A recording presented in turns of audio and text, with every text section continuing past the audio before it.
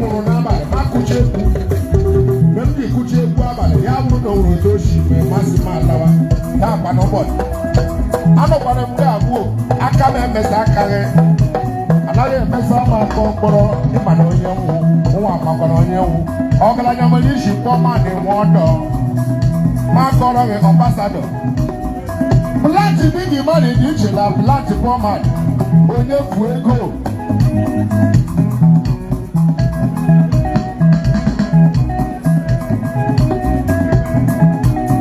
ifeko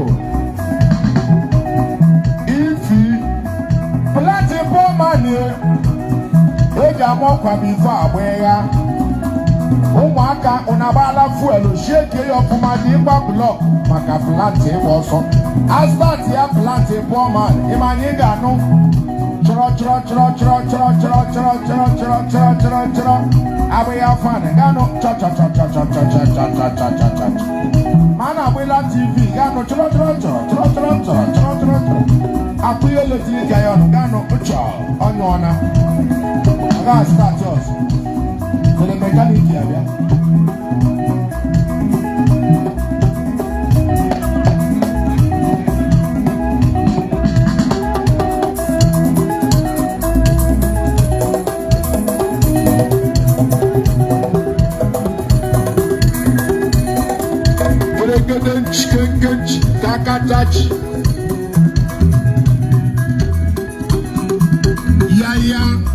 Yaya, yewo, mama lisi moloko chiki putanka maloko chikuru tutunganga ya.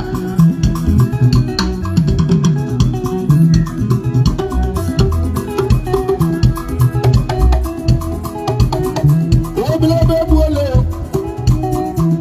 ode kwenu webu uya. Abrakasala wanne monye diji yala bari.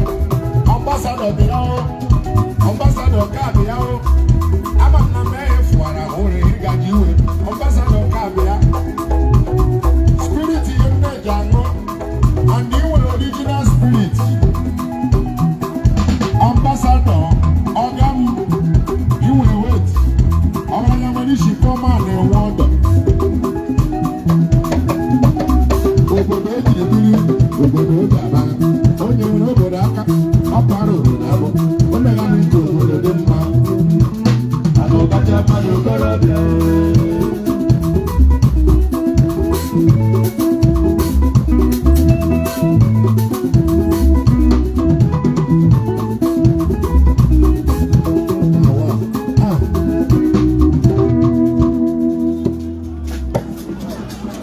Alright, that's the man who always showcases his professionalism in music. I describe him as an intercontinental global musician as far as the selection is concerned. While Oku is playing his music of Ebuche, I just noticed the arrival of one of the people that brought numerous honor in Imbise clan.